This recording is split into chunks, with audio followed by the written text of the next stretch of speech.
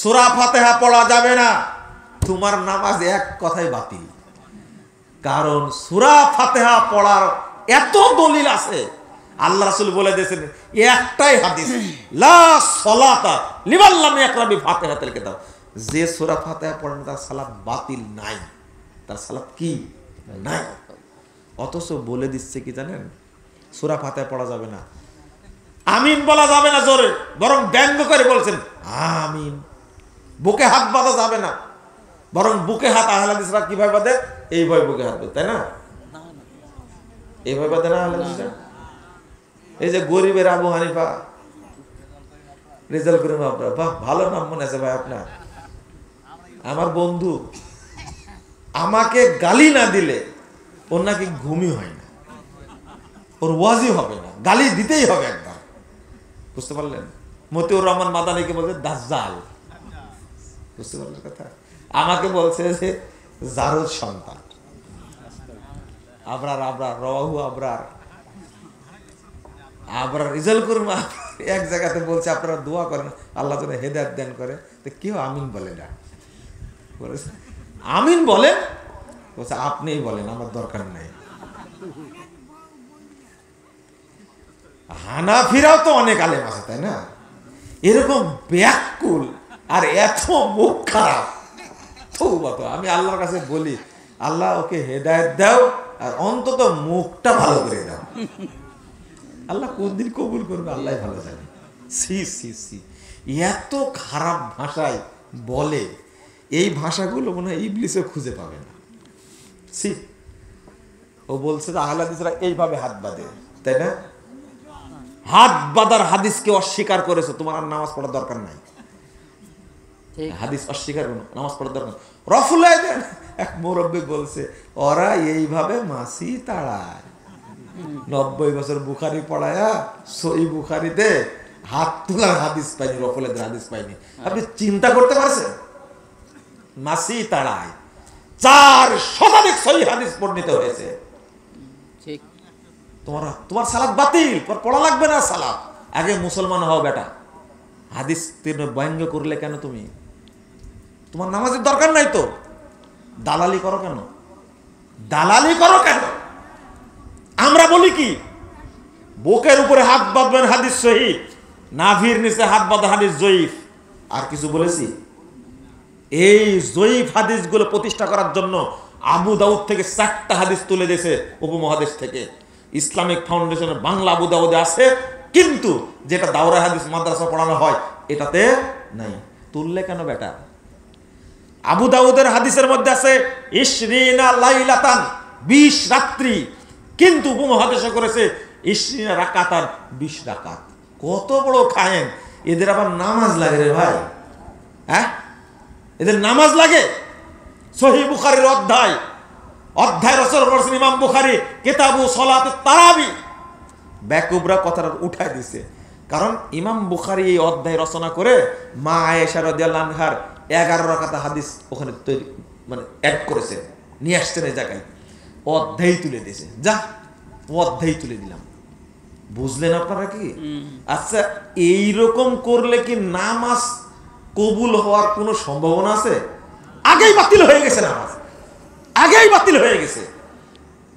কেন করেন এটা? এটা আহলে হাদিসদের এগুলো করা লাগে না। সহিহ বুখারীর মধ্যে ছিল, ইমাম বুখারী হাদিস নিয়ে আসছেন, প্রত্যেক রাষ্ট্রের শাসক হলো ইমামে আজম, শব্দটা নিয়ে আসছেন, বুখারী থেকে তুলে দিছে।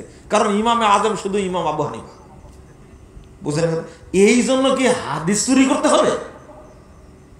আর আপনারা বলেন যে এরা হানাফি। বাংলাদেশে কোনো হানাফি নাই, কোনো হানাফি নাই বাংলাদেশে। সব দেওবন্দি আর বেরলভি। হানাফি তারাই যারা ইমাম আবু হানিফার আকীদা এবং আমলকে ফলো করে, তারা হলো হানাফি। এই বাংলাদেশের এরা ইমাম আবু হানিফার আকীদাও মানে না, আমলও মানে না। এরা মানে দেওবন্দের মানহাজ, দেওবন্দের মাসালা, আশারি মাসালা, মাতুরিদি মাসালা মানে, আকীদা মানে। এই বেরলভি আর দেওবন্দি আছে। আপনারা বলবেন না যে বাংলাদেশে হানাফি আছে। আপনি বুঝতে চান না কেন? বুঝতে হবে। সালাতের মধ্যে এত বেদাত তৈরি করেছে, ফাজাইল আমল, মকসুদুল মুমিনিন, নিয়ামুল কুরআন, বেহেশতি জেওর, এদেশের মানুষকে গোমরা বানাইছে, এদেশের মানুষকে নষ্ট করেছে। বলছে যে ব্যক্তি এক ওয়াক্ত সালাত পড়বে, জামাতের সাথে যে ব্যক্তি এক ওয়াক্ত সালাত পড়বে, তার নেকি হবে 3,35,54,432 গুণ। সুবহানাল্লাহ। হ্যাঁ, মুখে দাঁড়িয়ে নিয়ে সুবহানাল্লাহ বলতেছে। এটা কি কোরআন হাদিসের কথা? না না, এটা ভেজাল আমলের কথা। এটা কোন লিখলে কেন এটা? আচ্ছা, এইরকম ফজিলত লিখতে হলে কে বলতে পারেন? একমাত্র এটা মুহাম্মদ সাল্লাল্লাহু আলাইহি ওয়াসাল্লাম পারবে না কথা বলতে। এটা আল্লাহর পক্ষ থেকে আসতে হবে। যদি জুমার নামাজে কেউ চুপ করে খুতবা শুনে, তার নেকি হবে 7,70,00,000 না 7,07,70,000 নেকি হবে, শুধু খুতবা শুনলে নেকি হবে। আর যে ব্যক্তি একবার সুবহানাল্লাহ বলবে, তার 49 কোটি নেকি হবে। কোটির কমে কোনো ফজিলতি নেই, ফজিলতি নেই। দলিল কই? আর এইগুলো শুনে আপনারা কি ভাষায় বলছেন? মুফতি সাহেব লিখছে যে মক্কায় সালাত আদায় করলে নেকি হয় 1,00,000 গুণ, আর টঙ্গীর মাঠে সালাত আদায় করলে নেকি হয় 1 কোটি গুণ। বলেন এবার সুবহানাল্লাহ বলেন, মন শান্তি করে বলেন সুবহানাল্লাহ, মন শান্তি করে বলেন। আচ্ছা, এই কথা যে বলবে তার ঈমান থাকার সম্ভাবনা আছে? ও এইগুলো আমি ছাড়া কে বলবে? আমি অত ভদ্র মানুষ না। শরীয়তের সাথে ফাজলামি করলে ওকে ছাড় দেওয়া যাবে না, অসম্ভব ব্যাপার। কেন বলবে? মসজিদে হারামের ইজ্জতটা রাখছে বলেন তো দেখি। ওখানে নামাজ পড়লে 1,00,000 গুণ, আর এই অপবিত্র মাঠ টঙ্গীর মাঠে, পেশাব পায়খানার মাঠে সালাত আদায় করলে কত নাকি হবে? 1 কোটি গুণ। ওর ঈমান আছে? এক প্রফেসরকে জিজ্ঞেস করছি, আপনি কি বিশ্বাস করেন? আপনি কি বিশ্বাস করেন যে 1 কোটি গুণ নেকি হবে? এই গবরখোর প্রফেসর বলছে যে আল্লাহ চাইলে তো দিতেও পারে। তবলিগ করতে যায় মাথা মুন্ডু সব নষ্ট হয়েছে। এর কোনো ইজ্জত আছে? এই প্রফেসর বলল কি করে যে আল্লাহ চাইলে তো দিতেও পারে? এটা কি সহ্য করা যায় এগুলো? কিন্তু ঈমান নাই, খেয়াল করলো না। মক্কার উপরে কোন মসজিদকে, কোন স্থানকে প্রাধান্য দিতে যাওয়া যাবে? কেমনে বলে এই কথাটা? ও, এটা খাতির করা যাবে না, এটা বলতেই হবে। একবার সুবহানাল্লাহ বলে 49 কোটি নেকি হয়। কে বলেছে? আল্লাহর নবী বলছেন, 223 নম্বর হাদিস সহিহ মুসলিম, কেউ যদি সুবহানাল্লাহ বলে তাহলে 7টি আসমানে যত জায়গা আছে, 7টি জমিনে যত জায়গা আছে, সমস্ত জায়গার নেকিতে পূর্ণ হয়ে যাবে। সুবহানাল্লাহ। আচ্ছা, আপনার 49 কোটি নেকি দ্বারা নাটোর ভরবে? হ্যাঁ, হলুদ ঘরে ভরবে না, তাই না? হ্যাঁ, কাজের কাজ করেছে আব্দুল সাত্তার শেখ। হলুদ ঘর ভরানো মুশকিল হবে। কেমনে বলল? শোনেন, যতই বলেন না কেন, একটা আহলে হাদিস বাংলাদেশ থাকলে এই বেদাতিরা ঘুমাতে পারবে না। ইনশাআল্লাহ চলবে সংগ্রাম, এই ইবলিসের বিরুদ্ধে সংগ্রাম চলবে। তারেক মনোয়ার সাহেব বলছে আকীদা শব্দটা কোরআন হাদিসে কোথাও নাই, এটা মানুষের তৈরি করা ফেক। তারেক মনোয়ার সাহেব এত বড় ভাইরাল বক্তা, তার মতো মানুষ কেমনে কথাটা বলল আমার এখনো বুঝে আসে না। কেমনে বলল তারেক মনোয়ার? আপনাদের খুব আস্থা ভাজন, তাই না? বাংলাদেশে এলেম কালাম না থাকলেও কণ্ঠের জোর থাকলে ওই হলো আল্লামা। আমি বলেছি, ইসলামী রাজনীতি আর সিয়াসা আল ইসলামিয়া কোরআন হাদিসে যদি থাকে, যেদিন আপনি দেখাতে পারবেন ওই দিন আমি আকীদা শব্দটা দেখাবো। মানে রাজনীতিকে প্রাধান্য দিতে গিয়ে আকীদাকে জবাই করেছে, তাই না? জবাই করেনি? চলবে না, এই কথা বলা যাবে না। আপনি কেন বললেন এটা? আকীদার দাম নাই, এটা ক্ষমা চাইতে হবে, ক্ষমা চাইতে হবে। আল্লাহ যেন আমাদের বোঝার তৌফিক দান করেন, আমিন। সালাতটা শুদ্ধ করবেন তো ইনশাআল্লাহ? আকীদা শুদ্ধ করবেন? প্রশ্ন আবার করছেন, জালসার সালাতের আগে নাকি জানাজার সালাতের আগে বর্গী অন্তস্থ জটাও হয়ে গেছে জয়ন্তী শয়ের মতো। আচ্ছা, জানাজার সালাতের আগে কোনো বক্তব্য দেওয়া যাবে কি? না, বক্তব্য দেওয়া যাবে না। কিন্তু আপনাদের পাতি নেতাগুলো আসলে দিবেন বক্তব্য দিতে, তাই না? দিবেন না? শুধু বলবে, 5 মিনিট বলে ওরা, শুধু বলতে পারবে মাইয়াতের কর্তৃপক্ষ বলবে ঋণ থাকলে আমি দিয়ে দিব। কথা বোঝা গেছে? আর কিছু না। ছিল বেনামাজি ছিল, কেউ বলেন আপনারা? বলেন ভালো ছিল, এটাও মিথ্যা কথা একটা। জীবনে নামাজ পড়েনি আর আপনি ওর নামাজ পড়তে আসছেন কেন? শোনেন না, বেনামাজির জানাজা চলবে না, ওকে কাফন পরানো যাবে না, ওকে গোসল করানো যাবে না, ওকে কবর খোঁড়ানো যাবে না। জানাজা তো অনেক পরের কথা। কথা বুঝতে পারলেন? গোরস্থানে ওকে দাফন করা যাবে না, খুব সাবধান। ওই দূরে কোনো মাঠে নিয়ে যায় পুঁতে দিয়ে আসবেন, যেন মানুষ বুঝতে না পারে। ইমাম সাহেব চেয়ারে বসে ইমামতি করতে পারবেন? ইমাম সাহেব চেয়ারে বসে ইমামতি করতে পারবেন?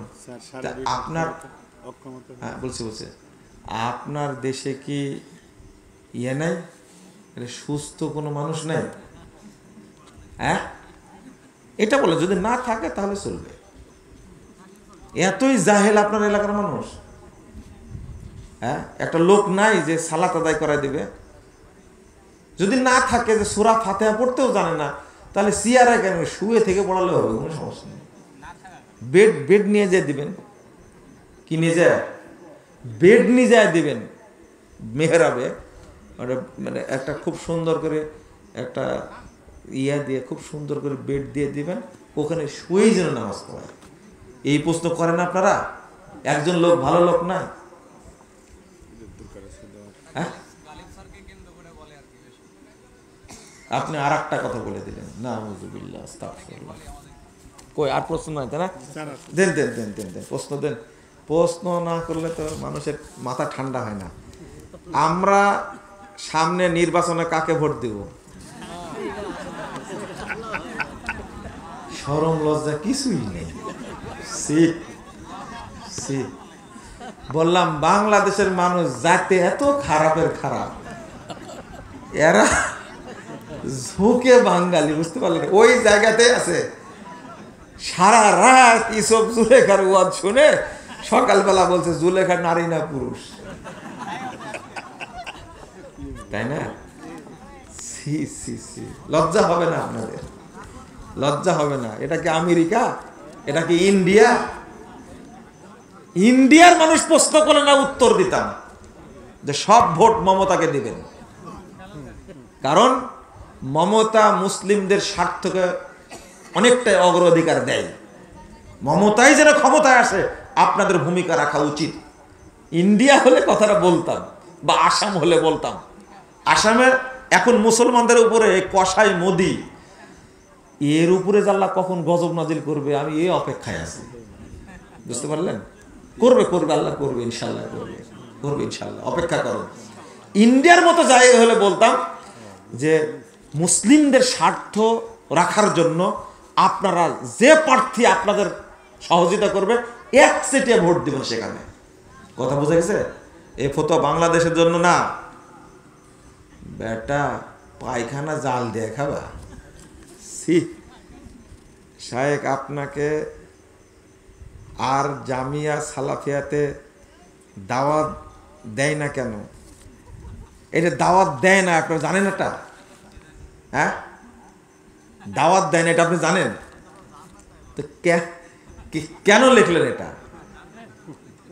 হ্যাঁ, আমি যাই না, এটা কি জানেন আপনারা? হ্যাঁ, আমার তো প্রয়োজনই নাও হতে পারে, এটা হতে পারে না, প্রয়োজন নাই, আমি যাইনি বা আমাকে বলা হয়নি, হতে পারে না এটা? তা আপনি বলবেন কেন? প্রয়োজন হলে মানে যাওয়াতেও কোনো সমস্যা নাই, দাওয়াত দিতেও কোনো কি সমস্যা নেই। আপনারা একটা দোয়া করতে পারেন না, আল্লাহ রাব্বুল আলামিন যেন সব আহলে হাদিস উলামায়ে কেরামকে এক মঞ্চে থেকে যেন দাওয়াতি কাজ করার তৌফিক দান করেন। দোয়া তো করবেন না, খালি খোঁচাবেন, তাই না? প্রশ্ন করেছেন একজন, আমার সন্তান যুবক হয়েছে, বিয়ে করছে, নামাজ পড়তে বললে নামাজ পড়ে না, আমি কি তাকে নামাজ না পড়ার কারণে বাড়ি থেকে বের করে দিতে পারবো? এখনই পারবেন আপনি। বাড়ি যাওয়ার আগেই বলে দেন তুই বাড়ি থেকে বেরিয়ে যা। এই কাফেরকে আপনি খেতে দিবেন কেন? যে নামাজ পড়েন তাকে বেনামাজি বলা যাবে না, জানেন আপনারা? যে নামাজ পড়ে না তাকে বেনামাজি বলা যাবে না, অমুসলিম বলা যাবে না, ওকে বলতে হবে কাফের। কি বলতে হবে? মুশরিক। কি বলতে হবে? মুশরিক। সেটা আপনার বাপ হলেও। যখন প্রশ্নই করলেন উত্তরটা দিয়ে দিন। আপনার বাপ নামাজ পড়ে না, আপনি যদি এই বাপকে মরার পরে কাফন পরা যদি মসজিদে হাজির করান, তাহলে প্রথম শাস্তি হবে আপনার। আপনি কেন এই কাফের লোকটাকে কাফন পরায় নিয়ে আসলেন? আপনি এই মুসল্লিদের কেন জানাজা পড়ালেন? কারণ মুসল্লিরা দোয়া করতে পারে একমাত্র তার জন্য যে ব্যক্তি মুমিন, ইমান নিয়ে মারা গেছে। আপনি কেন কাফেরকে নিয়ে আসলেন? মা হলেও নিয়ে আসা যাবে না। আপনি জানাজা পড়তে পারবেন না, মানুষ কি করে পারবে? বুঝেননি? খবরদার, হারাম। বেনামাজির জন্য, মুশরিকের জন্য, কাফের জন্য দোয়া করা কি হারাম। আপনি যদি ওকে গোসল দেন, এটাও হারাম। কারণ এই কাফেরকে গোসল দিতে কোনো মুসলমান পারে না। এই হিন্দুর চেয়েও খারাপ, ইহুদি খ্রিস্টান অমুসলিমদের চেয়েও খারাপ, এ অপবিত্র, এ মুরতাদ। সারা জীবন নামাজ পড়েছে, এক ওয়াক্ত নামাজ, জহর পড়েনি, শুধু আসরের ওয়াক্ত হয়ে গেছে। সারা জীবন নামাজি, ইচ্ছা করে জহর পড়েনি, এখন আসরের ওয়াক্ত হয়ে গেছে, ও মুসলিম না, ও কাফের। আর আজীবন পড়েনি, ওর জানাজা হবে? হারাম খাবার খেয়ে কি ইবাদত কবুল হবে? হ্যাঁ, এবার আল্লাহর কাছে পৌঁছে যাবে। এটা আপনিও তো জানেন, হারাম খেলে ইবাদত কবুল হয়? জমি কট কি সুদের মধ্যে পড়ে? আবারও জিজ্ঞেস করছেন আপনি এটা? হুজুর এরাই কটে নেয়, তা আপনি তো নিবেনই, তাই না? হ্যাঁ, কট বন্ধক হারাম, লিজ নেওয়া জায়েজ। 5 বছরের চুক্তিতে নিয়েছেন, বছর শেষ নিয়ে নিলেন, কিন্তু টাকা 1 লাখ দিলাম আর জমি 2 বিঘা নিলাম, খেতেই থাকলাম কিয়ামত পর্যন্ত, টাকাও দিতে পারেন না, আমিও ফেরত দিই না। হারাম আপনিও খাচ্ছেন, আমিও খাচ্ছি, এখানে কোনো হালাল পয়সা নাই। বুঝেননি কথা? এই কথা আজকে বলে গেলাম, আজ থেকে 50 বছর পূর্বে আলেমরা বলেছে, কিন্তু আজও শুনেননি আপনি। আপনার বয়স আজকে 80 বছর, আপনি শুনেননি। আপনি একটা মুনাফেক, আপনি একটা প্রতারক, আপনি একটা ধান্দাবাজ, আপনি একটা ক্রিমিনাল, আপনি একটা অপবিত্র মানুষ। প্রত্যেক জান্নাতি ব্যক্তিকে কি জান্নাতে 72টি হুর দেওয়া হবে? না শুধু শহীদদেরকে দেওয়া হবে? প্রশ্নটা করেই ফেললেন, তাই না? শহীদদের জন্য 70-এর কথা বলা হয়েছে, 71-এর কথা বলা হয়েছে, কিন্তু সাধারণ মুমিনের জন্য বলেছে আজওয়াজ মুতাহহারা, অনেক পবিত্র হুরকে দেওয়া হবে। এটা নির্ধারণ তো আসেনি, তো 70-এর বেশিও পেতে পারেন আপনি। কিন্তু একটা বিষয় হলো, আপনার বউ তো একটা মেনে নিতে পারে না, কিন্তু জান্নাতে কিভাবে মেনে নিতে গেল? বুঝেননি কথা? হ্যাঁ, হাসছেন কেন? আর একটা করার শখ আছে? না না। আচ্ছা, কেন মেনে নেবে বলেন তো দেখি? আপনি আর একটা করেন, মনে করেন অথর্ব হয়ে গেছে, চলতে পারে না, অসুস্থ অবস্থায় আছে, খালি বলে দেখবেন বিয়ে আর একটা করলে হয় না, ওই অসুস্থ অবস্থাতে আপনাকে বিষ খাইয়ে দেবে। কিন্তু জান্নাতে গেলেন, আপনিও গেলেন, আপনার ওয়াইফও গেলেন, কিন্তু আল্লাহ তো আপনাকে দিবেন গিফট, তখন আপনার ওয়াইফের অবস্থান কি হবে আজকেই বোঝাপড়া করে নেবেন। বয়স হবে 33, এই দেখেন, দেখছেন মুরব্বী মানুষ কি আর বলবো, আমাকে বলে দিলেন ওদের বয়স হবে কত, তবে সবচেয়ে সুন্দরী হবে যে আপনাকে সারা জীবন নির্যাতন করেছে, এটাই। একজন লোক প্রশ্ন করছে আমাকে যে আচ্ছা জান্নাতে যাওয়ার পরেও কি এর আচরণ এরকমই থাকবে?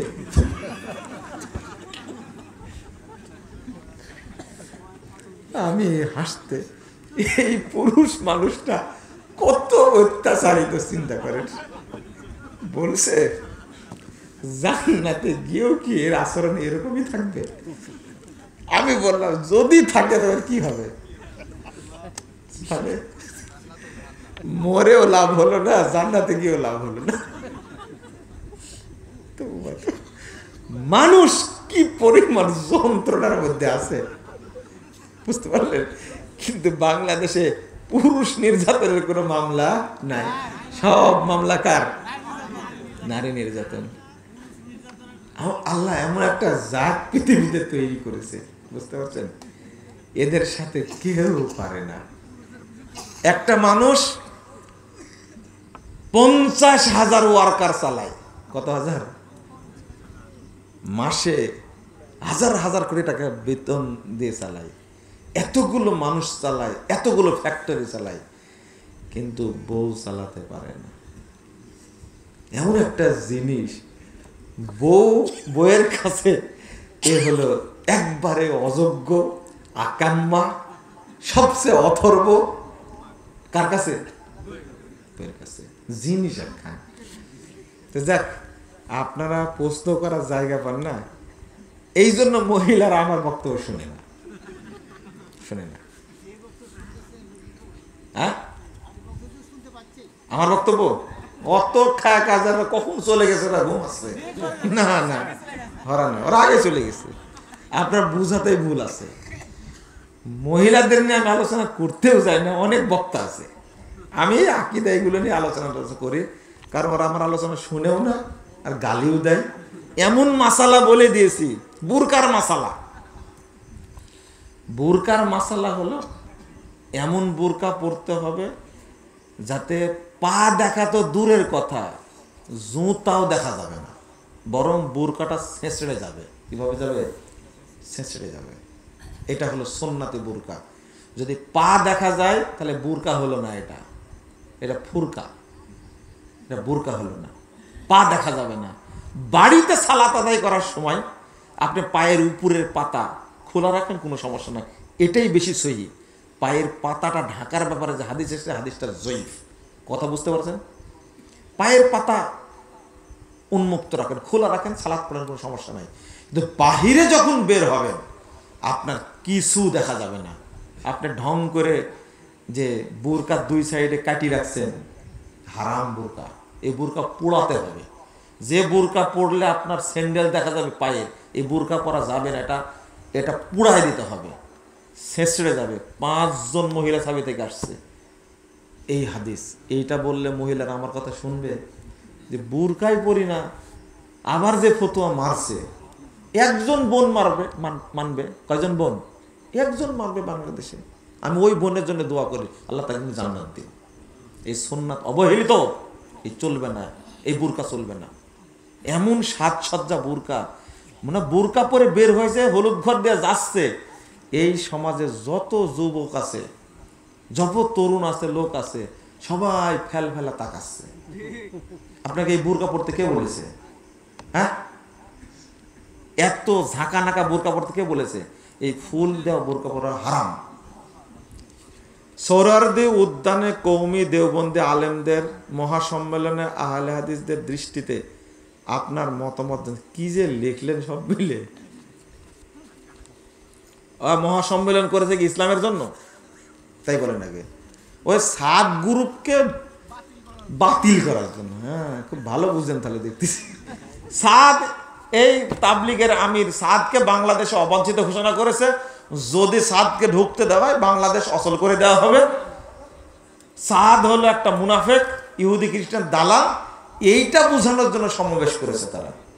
আপনাদের যদি করার ইচ্ছে করান, কাউকে ডুবানোর জন্য, তবে ইসলামের জন্য করেন। যা করেন কিসের জন্য? ইসলামের জন্য। যে আপনাদের কষ্ট হচ্ছে? আগেই বলেছেন 3টা পর্যন্ত চলবে, বাসছে 3টা। আজকে কিছুটা একটু বেশি বলে দিলাম, প্রশ্ন করেছেন তো, আসছি প্রথম। আল্লাহ রাব্বুল আলামিন যেন আমাদের আজকের প্রোগ্রামকে কবুল করেন, আমিন রাব্বুল আলামিন। যারা আয়োজন করেছেন আল্লাহ যেন তাদেরকে কবুল করেন, আর আমাদের জন্য দোয়া করবেন, আল্লাহ যেন আমাদের খেদমতগুলো কবুল করেন। থামেন থামেন থামেন, একটু বসেন বসেন বসেন বসেন। এই ফজিলতটাই বলা হয়নি, এই যে এতক্ষণ বসেছিলেন, এখন দোয়াটা পড়বো। যত নেকি হয়েছে আল্লাহ মসৃণ ফলকে লিপিবদ্ধ করবেন, কিয়ামত পর্যন্ত সংরক্ষণ করবেন, নষ্ট করবেন না। পড়েন এবার, সুবহানাকা আল্লাহুম্মা ওয়া বিহামদিকা আশহাদু আল্লা ইলাহা ইল্লা আনতা আস্তাগফিরুকা ওয়া আতুবু ইলাইকা। আসসালামু আলাইকুম ওয়া রাহমাতুল্লাহি ওয়া বারাকাতুহু। আগামী 20 এবং 21শে ফেব্রুয়ারি দারুল হুদা ইসলামিক